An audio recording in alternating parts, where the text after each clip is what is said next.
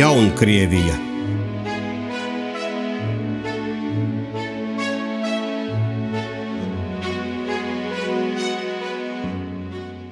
Par šo ir daudz spriests. Esmu arī es izteicies. Runa ir par Krieviju, tās nākotni un to, vai vispār Krievijai ir jau kāda nākotne. Ja kāds tev uzdrošinās apgalvot, ka zina atbildi uz šo jautājumu, tad beidz no viņa, jo atbildes uz šo jautājumu nav nevienam. Atbilde izriet no daudzām nejaušībām, daudzu aplamībām, neveiksmēm un arī negaidītiem panākumiem. Šo minēto un neminēto faktoru, kuri ietekmē iepriekš minēto jautājumu, ir daudz, un to kombinācijas rezultātu, kā arī laika ietekmi, neviens nespēja paredzēt. Pat mākslīgais intelekts. Ja visu varētu izrēķināt un paredzēt, tad dzīve kļūtu gana garlaicīga. Cilvēkam ir liegts zināt nākotni un to, cik ilgi viņš dzīvos. Ja cilvēks spētu minēto zināt, tad viņa dzīve pārvērstos par elli. Kas attiecas uz nosacīti mākslīgo intelektu, tad ir kāds ļoti nozīmīgs un tā attīstību ierobežojošs faktors. Lai minētais intelekts pilnveidotos, ir nepieciešamas milzīgas skaitļošanas jaudas un arī daudz elektrības. Jo spēcīgāk šīs pagaidām ne intelektuālās, bet gan tikai loģiskās sistēmas attīstās, jo ātrāki procesori nepieciešami un, protams, vairāk operatīvās atmiņas. Arī strāvu vajag vairāk. Šie resursi nav bezmaksas. Tie nav neizsmeļami un ir ierobežoti, kā arī tos sadārdzina zaļā domāšana pēdiņās. Sabiedrības modelis. Ukrainas nākotne ir atkarīga no Krievijas nākotnes. Arī Latvijas nākotne izriet no Krievijas esības. Blakus Krievijai, līdzās Krievijai var pastāvēt tikai dažādu izmēru Krievijas. Kamēr mazā Krievija, Ukraina, pretojas lielajai Krievijai, tikmēr mazajai Krievijai šai cīņā nav izredzu. Tā Ukrainas daļa, kura ir Eiropa un nav Krievija, ir ierakumos, bet pārējie vairumā tomēr ir mentāli Krievi, lai kādas devīzes viņi neizkliegtu. Ukraina neražo pašu vajadzībām pietiekami ieroču, raķešu, lādiņu, mīnu un cita. Ne tāpēc, ka nespēja, bet gan tāpēc, ka valdība un vairums pilsoņu neuzskata, ka tas ir vajadzīgs. Karš netraucē asfaltēt ceļus un labi iekārtot pašvaldības. Par šo esmu jau rakstījis un runājis, tāpēc šeit neatkārtošos. Par Krievijas, Ukrainas un Latvijas nākotni pastāv dažādas prognozes. Šoreiz es minēšu kādu nepopulāru un vairumam nezināmu Krievijas nākotni. Gadsimtiem ilgi Krievijas pastāvēšanu un eksistēšanu nodrošināja hašara metode. Tas ir no mongoļiem aizgūts sabiedrības pēdiņās modelis, jeb impērijas uzbūve, karošanas taktika un varas attieksme pret pakļautajiem. Valsts iedzīvotāji jātur nabadzībā, tumsonībā un nežēlīgi jāapspiež. Ja nepieciešams uzbrukt kaimiņu valstīm, tad ar lielgabolu gaļu pēdiņās jānoklāj lauki, kalni, ielejas, lai tur labāk aug zāle. Tā bija gadsimtiem ilgi, bet minētā lietu kārtība sāk mainīties. Krievija līdz šim sūtīja nāvē savējos neskaitot, jo gan jau bāba sadzemdēs vēl. Arī šobrīd Krievija karo, kā tā radusi, bet ir pamanāmas pārmaiņas. Krievijā līdz šim bija tikai piespiedu karā iesaistītie, vai tie, kuri neiebilda pret viņu iesaukšanu, jo karošana pavēra iespējas laupīt, seksuāli priecāties, apmierināt sadistiskās tieksmes un justies kaut uz brīdi kā cilvēkam pēdiņās. Krievijas devīze ir: ja es esmu priekšnieks, tad tu esi sūds, bet ja tu esi priekšnieks, tad, protams, sūds esmu es. Iespējas. 2022. gadā daudzi paredzēja Krievijas sabrukumu, šņaucamās tabakas kastītes piezemēšanos uz Putina galvas, tautas neapmierinātību, iziešanu ielās, uzņēmēju protestus, sankciju graujošo iedarbību, Krievijas elites sazvērestības, bet, kā redzi, nekā no solītā un cerētā nav. Nepiepildījās ne Krievijas ekonomiskas sabrukuma prognozes, neiestājās, kaut iestājas tikai grūtniecība, ne politiskās iekārtas, nedz arī raķešu un lādiņu trūkums. Tieši otrādi, minētais zeļ un plaukst. Tā jau ir bijis. Kad no bijušās Krievijas impērijas miljoniem aizbēgušo baltgvardu, rakstnieku, dzejnieku, karavīru, pretošanas kustībā iesaistīto, gaidīja jaunās padomju valsts sabrukumu. Gaidīja, bet nesagaidīja. Arī kopš 2022. gada gaidām un nesagaidām. Ir ļoti maza varbūtība, ka sagaidīsim. Zinu, kā esmu apgalvojis pretējo, jo es nespēju paredzēt Krievijas pārtapšanu un pārvērtēju nosacītos rietumus. Kļūda bija pirmsākumos. Ja par pamatu ņem nepareizus skaitļus, tad rezultāts būs kļūdains. Tā notika ne tikai ar mani. Šodien Krievijai paveras jauna attīstības iespēja, un šādas Krievijas vēl nekad nebija, bet nu būs. Kāpēc būs? Tāpēc, ka līdz šim Krievija gadsimtiem ilgi nemainījās. Un ja tā nemainītos arī šodien, tad iespējams, ka daudzu optimistiskās prognozes kādā no versijām piepildītos. Bet Krievija rada iespēju mainīties, un šīs pārmaiņas notiek šodien mūsu acu priekšā, bet maz ir to, kuri pamana un novērtē. Ceļš uz elli bieži ir ar labiem nodomiem kaisīts. Kopš 2022. gada Krievija ir būtiski mainījusies. Šīs pārmaiņas veicināja tas, ka tie, kuri jau kā bija spējīgi organizēties un pretoties Putina režīmam, pameta Krieviju bēgot. Bet tas nav izšķirošais. Izšķirošais ir tas, ka rietumi pieliek milzīgas pūles, lai glābtu Krieviju no sabrukuma. Runā, ka viņi to dara apzināti. Nezinu, varbūt. Rietumu ekonomiskā un finansiālā rīcība ļoti palīdz Krievijai, un rietumu valdības nav tik trulas, lai to neapzinātos. Politiskie paziņojumi, devīzes, solījumi, publiskās uzrunas par atbalstu Ukrainai ir pretrunā ar reālo rīcību. To veicina gan Krievijas ietekmes aģenti, gan noderīgie idioti, gan arī apzināti Krievijas pakalpiņi. Ir ieviestas 15,000 sankciju. Un kāds ir to rezultāts? Rezultāts Krievijai noderīgs, Ukrainai nāvējošs, arī Latvijai, jo tas ir tikai laika un Putina garastāvokļa jautājums. Šai gadījumā sankciju skaits nepārvēršas kvalitātē, bet gan profanācijā un muļķošanā. Minētās sankcijas nav ne tikai neefektīvas, bet veicina Putina režīma nostiprināšanos un Krievijas militārās spējas. Lai cik tev tas jocīgi neliktos, bet rietumi ar sankciju palīdzību patiesībā nevis ierobežo Krievijas karotspējas, bet gan finansē Krievijas agresiju pret Ukrainu. Iesaku par šo pēdējo teikumu padomāt īpaši. Ciniķi. Rietumi palīdz Krievijai un palīdz arī Ukrainai. Palīdzības apmēri ir tādi, lai Ukraina ātri nezaudē, bet lai arī Krieviju nesakauj.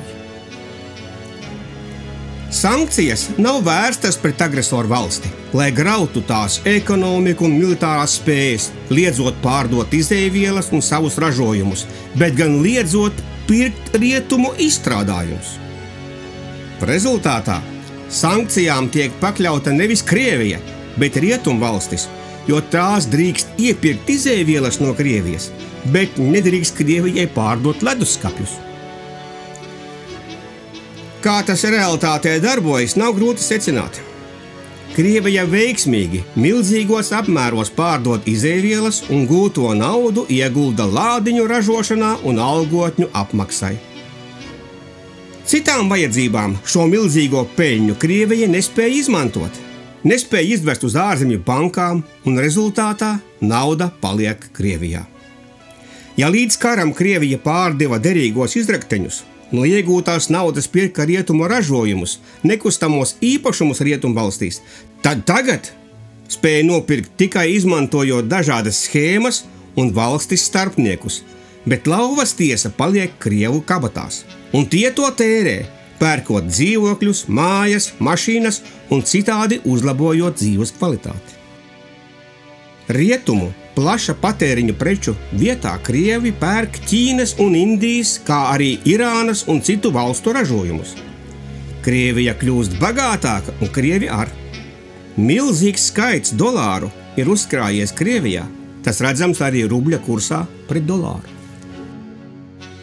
Krievija atrada lielisku brīvās naudas pielietošanu. Ja ir grūtības nopirkt leduskapi, tad kas tajā liedz par šo naudu bruņoties, maksāt algotņiem un iepirkt lētas preces Ķīnā? Tauta ir apmierināta un Krievu labklājība auga. Daudzi no tiem, kuri, kad izsludināja mobilizāciju, aizbēga no Krievijas, tagad atgriežas, jo vairs neiesauc, karā nesūta, bet maksā labas algas. Devīgi tiek apmaksāta aģentūra rietumos, finansiāli atbalstītas ne tikai dažādas organizācijas rietumos, bet arī uzpirkti žurnālisti, blogeri, pat kultūras darbinieki. Krievija mainās arī iekšēji. To nevar nepamanīt. Tiek mainīti ministri, pat aizsardzības, arestēti ģenerāļi. Krievija mainās, un šī jaunizveidotā vai pārveidotā Krievija rīt nesabruks. Drīzāk pretēji mūsu vēlmēm, tā kļūst gan militāri, gan ekonomiski stiprāka. Šī jau ir cita Krievija, un citai Krievijai ir cits liktenis, un arī tiem, kurus tā apdraud, cits liktenis. Arī mums. Par šo dabīgo izrakteņu naudu tiek algota armija, bruņota un sūtīta uzbrukumā.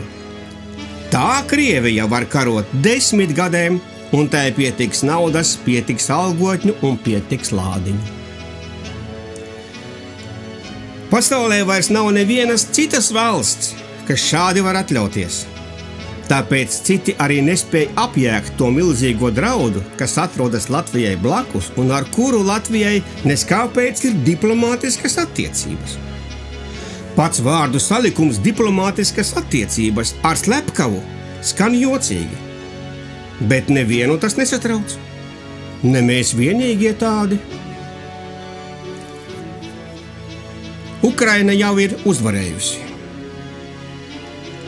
Prognozes bija pareizas, bet tas attiecās uz tā brīža Krieviju. Krievija pamanījās mainīties un pārtapt, bet Ukraina ne. Arī Latvija ne. Citas valstis neminēšu, jo tu jau zini, ka lielas atšķirības nav. Tās Krievijas, kura kolonnā devās uz Kijevu, vairs nav. Tās, kura devās pakļaut Ukrainu, līdzi ņemot parādes formas, vairogus un stekus, vairs nav. Nu ir cita Krievija ar citām realitātēm un citām nākotnes izredzēm, kā arī iespējām, kuras nodrošina rietumi. Tā tas turpināsies tik ilgi, cik rietumi praktizēs, piekops un īstenos līdz šim nebijušu stratēģiju, kad Krievijai ierobežo importu, bet ļauj eksportēt. Tādējādi nodrošina naudas plūsmu uz Krieviju. Tu taču zini, cik procentuāli elektronikas, kas iebūvētas nāvējošās Krievijas raķetēs, ir ārpus Krievijas tapušas. Rietumi ar vienu roku trūcīgi, lēnām un nelielos daudzumos atbalsta Ukrainu, tāpat laikā maksā milzīgas naudas agresoram par dabīgiem izrakteņiem. Rietumi ir finansiālā aizmugure gan Ukrainai, gan Krievijai. Tādu rietumu nekad nav bijis, un tādas Krievijas ar. Rietumi ne tikai finansē karu, bet ietekmē tā norisi un iznākumu, regulējot to ar naudas plūsmām un ieroču piegādi. Krievijā nemanāmi, un tikai daži to ir pamanījuši, veidojas jaunā armija, algotņu armija, kāda nekad Krievijā nav bijusi. Bija piespiedu mobilizācija un nežēlīga attieksme pret mobilizētajiem, kuri ātri vien pārtapa lielgabalu gaļā. Lielgabalu gaļas karošanas metode, jeb hašara tehnoloģija, vēl ir. Bet nu ir arī algotņu armija, bet tā tas neturpināsies ilgi. Prigožins nav vienīgais, kurš zina ceļu uz Kremli. Krievijā ir noslēgts jauns sabiedriskais līgums ap vai par karu. Tauta neiebilst, ka Krievija uzbrūk, jo tas nodrošina darba vietas, ienākumus un tautu neiesauc, bet karo algotņi. Bet algotņi labprāt 30,000 mēnesī piesakās brīvprātīgi. Viņiem maksā labas algas, maksā prēmiju par līgumu noslēgšanu, dzēš kredītus, ieslodzījuma termiņus un sievām dod baltas ladas. Visi ir apmierināti un laimīgi. Tas nav nekas jauns. Tā bija arī senajā Romas impērijā, kad romieši vairs nevēlējās aizstāvēt impēriju un par to mirt. Tika izveidota algotņu armija, kas nodrošināja impērijas pastāvēšanu vēl vairākus gadsimtus, ar to niansi, kā arī Romas valdnieki bija no militārām aprindām. Citiem vārdiem sakot, algotņi kļuva par valsts varu. Tā būs arī Krievijā. Šāda klusējošā varas maiņa apmierina Krievijas pilsoņus, jo armija laupīs, nafta tiks pārdota un uz Krieviju plūdīs aizvien vairāk naudas. Nav obligāti jānogalina Putins. Pietiks, ka viņš tiem izdabās. 2022. gadā uzbrukot Ukrainai, ciešot neveiksmes, viņš vēlējās Stambulā noslēgt mieru un bija daudz labvēlīgāks pret Ukrainu nekā šodien. Atpakaļceļš. Lai runājošās galvas pārstātu muldēt par kādu tur pamieru vai kara pārtraukšanu, Puķins demonstratīvi sabumboja bērnu slimnīcu, lai nevienam nav šaubu, vai nu būs tā, kā es to vēlos, vai jūsu vispār nebūs. Viņam ir neierobežots algotņu, naudas un bruņojuma resurss. Armija ir labi apmācīta un vairs nav tā, kas sastāvēja no zaļiem mobikiem. Viņam ir labi bruņota, labi apmācīta, gatava iet nāvē algotņu armija, un ja Ukraina kritīs, tad kā domā? Cik Krievu armijai vajadzēs laika, lai sasniegtu Portugāli un okeānā mazgāt asiņainos zābakus? Kaut Krievijas algotņi dārgi izmaksā, tos vēl pa vecam izmanto kā lielgabalu gaļu, bet ilgi tā neturpināsies. Algotņi pārņems varu, un ar viņiem būs jārēķinās. Viņiem būs vēl vairāk jāmaksā, un viņi efektīvi karos. Atpakaļ ceļa nav, jo atgriezties pie mobilizācijas Krievija vairs nespēja, jo iesauktie nekaros tāpēc, ka par to pašu, ko liek darīt viņiem, citiem maksā milzīgas algas. Atpakaļ ceļa nav, un tas nozīmē, ka iesaukums pastāvēs tikai, lai apsargātu robežas, mācītu militārās zināšanas, un pēc obligātā dienesta daudzi noslēgs līgumu un kļūs par algotņiem. Arī ieslodzīto skaits samazināsies. Mazāk būs vajadzīgs nometņu, cietumu, apsargu, prokuroru un pat tiesnešu. Tā ir ļoti tuva nākotne. Varu Krievijā pārņems algotņi. Tas nozīmē, ka vara rīkosies tā, kā algotņi to uzskata par pareizu. Kā tas notiks? Kā šī varas maiņa īstenosies? Šobrīd precīzi es nezinu. Algotņi izdarīs to, kam Prigožinam nepietika prāta. Kaut iespējas bija. Šāda varas maiņa ir daudz iespējamāka nekā kāda tur tautas sacelšanās vai elites intrigas. Krievijā izveidosies līdz šim nebijis militārais režīms, kas atšķirsies no iepriekšējās Krievijas tikpat, cik atšķirās mobilizēto armija no algotņu armijas. Kalēja āmors uzvarēs visās jomās, jo tas ir lielāks, smagāks un nešķiro galvas kausus. Armija pārbūvēs valsti atbilstoši savai izpratnei, un tauta sajūsmā klieks, spiegs, kā arī bungas rībinās un pat tauris pūtīs skaļāk kā hokejā. Tā būs būtiska pārmaiņa visā Krievijas vēsturē. Vairāk tautas nabadzība nebūs tas faktors, kurš gadsimtiem ilgi nodrošināja Krievijas varas patvaļu un pastāvēšanu. Bet ja nav nabadzības un no kungiem atkarīgas tautas, tad nav dzimbūšanas, bezmaksas lielgabalgaļas un nav pat aplamas valdīšanas. 3. pasaules karš. Pasaulē ne tikai nosacītiem rietumiem nebūs citas izejas un izvēles, kā iesaistīties 3. pasaules karā pret šo jaunizveidoto militāri agresīvo valsti. Krieviju nevar demokratizēt, to var tikai iznīcināt vai tapt iznīcinātiem pašiem.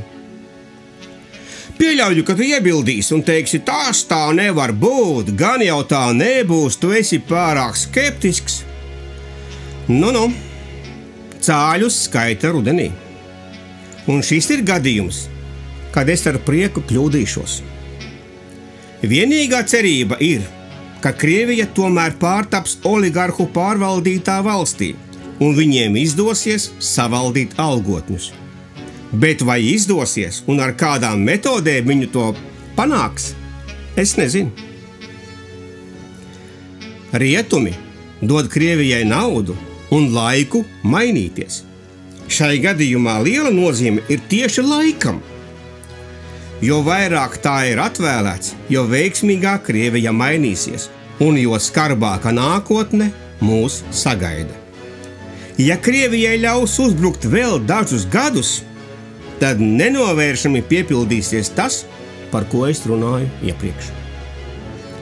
Ja ideoloģijas un citas morāles normas nebalstās konkrētu cilvēku materiālajās interesēs, tad tās nedarbojas. Šai gadījumā šādās pārmaiņās ir ieinteresēti vairāk nekā 100 miljonu Krievijas pilsoņu. Viņi līdzdarbosies, palīdzēs un veicinās.